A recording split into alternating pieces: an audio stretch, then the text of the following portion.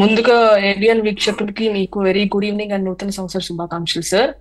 ఇప్పుడు ఏంటంటే వైసీపీ ప్రభుత్వం ఏం చేసిందంటే ఒక సైన్యాన్ని తయారు చేసిందండి. ఈ సోషల్ మీడియా పోస్టులు పెట్టడానికి, కామెంట్స్ చేయడానికి, ఇలాంటి మార్ఫింగ్ చేసిన ఫొటోస్ వైరల్ చేయడానికి. అంటే ఎవరు కూడా వాళ్ళ చేసిన పనులు కూడా వేలెత్తి చూపించకూడదు, బయటకు వచ్చి మాట్లాడకూడదు. ఎవరైనా మాట్లాడితే వాళ్ళని ఈ రకంగా బంధించి నొక్కిపెట్టి ఉంచడానికి ఆ సైన్యాన్ని తయారు చేసుకున్నది.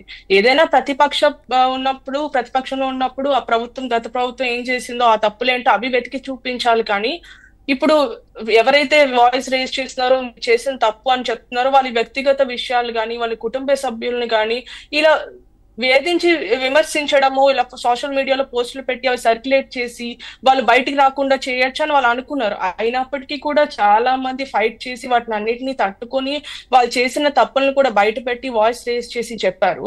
ఇంకా బోరుగడ్డ అనిల్ గురించి చెప్పాలనుకుంటే, ఇప్పుడు అతను అమాయకుడు అని చెప్పి బెయిల్ అడుగుతున్నాడు. అసలు అతను ఎంత బహిరంగంగా చెప్పాడు, నేను జగన్ నాకు పర్మిషన్ ఇస్తే నేను చంద్రబాబు నాయుడు గారిని కానీ, పవన్ కళ్యాణ్ గాని, లోకేష్ గాని వెళ్ళి చంపేస్తానని బహిరంగంగా చెప్పాడు. అది థ్రెట్ ఇచ్చాడు ఆ ఒక్క మాటే కాదండి, ఆయన మాట్లాడిన మాటలు మనం వినలేని మాటలు మాట్లాడారు. కనీసం అంటే ఎవరు కూడా అసలు అటువంటి మాటల్ని వినలేరు. ఎందుకంటే అంత జుగుప్సాకరంగా మాట్లాడారు. అవును, వాళ్ళు చేసే పోస్టులు కానీ, వాళ్ళు మాట్లాడే వాళ్ళ వైసీపీ సైన్యం మాట్లాడేవని చాలా అసభ్యకరమైన పోస్టులు, అసభ్యకరమైన మాటలు అండి. అసలు మామూలు సమాజానికి కూడా తెలియని అసభ్యకరమైన, ఎలా దూషించాలి, ఆడవాళ్ళని ఎలా విమర్శించాలని కూడా తెలియదు. వీళ్ళు నేర్పిస్తున్నారు ఈ సొసైటీకి, ఇలా ఆడవాళ్ళని ఇలా కించపరచొచ్చు, వాళ్ళని బయటికి రాకుండా చేయొచ్చు అని చెప్పేసి. ఇంకా బోర్గడ్డ అని బహిరంగంగా చెప్పాడు, నేను పవన్ కళ్యాణ్ పిల్లల్ని నేను రేప్ చేస్తాను, వాళ్ళ వైఫ్ ని రేప్ చేస్తాను అని చెప్పేసి. అలా అంత పెద్ద సెలబ్రిటీ పిల్లల్ని అలా చెప్పుంటే ఒక బోర్గడ్డ అనిల్ అనే అతను, ఇంకా సైన్యంలో ఉన్న వాళ్ళు సామాన్యులు ఇంకెంత వేధించుంటారు. ఒక ప్రముఖుడు, రాజకీయ నాయకుడు పవన్ కళ్యాణ్ గారిని కాబట్టి విమర్శించారు, అందరికీ తెలిసింది.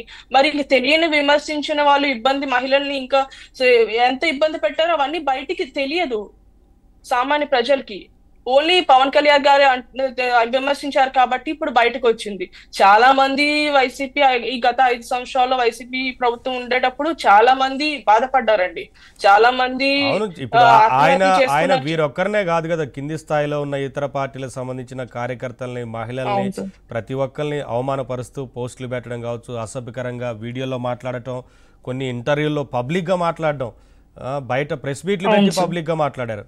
అయినా ఆ రోజున వైసీపీ ఏం చర్యలు తీసుకోలేదు. మరి తీసుకోలేదండి. ఇప్పుడు వైసీపీ, నేను జగనన్న తమ్ముడిని నేను అదే చెప్పినప్పుడు అప్పుడు వచ్చి చెప్పుండాల్సింది కదా. వైసీపీ ప్రభుత్వం వాళ్ళ పెద్దలు వచ్చి ప్రెస్ మీట్ పెట్టి ఆ బోర్గడ్డ అనిల్ కి నాకు ఎటువంటి సంబంధం లేదు, మా పార్టీకి ఎటువంటి సంబంధం లేదు అని చెప్పుంటే అప్పుడు వాళ్ళకి ఏం సంబంధం లేదు అనుకోవచ్చు. ఇప్పుడు అతను అంత విమర్శలు చేస్తున్నా కూడా కామ్ గా ఉంది, అతని మీద ఏం యాక్షన్ తీసుకోలేదు. ఎవరైనా వెళ్ళి పోలీస్ స్టేషన్ వెళ్ళి కంప్లైంట్ ఇస్తే కంప్లైంట్ తీసుకునే పరిస్థితి కూడా లేదండి ఆ ప్రభుత్వంలో. పోలీసులు కూడా మొన్నటి వరకు కూడా అతనికి భయపడ్డారు. ఎందుకు మరి ఆ పోలీస్ స్టేషన్ తీసుకెళ్లి అక్కడ బెడ్స్ అన్ని వేసి అంత మంచి ట్రీట్మెంట్ అతనికి ఎందుకు ఇచ్చారో మరి అర్థం కాలేదు.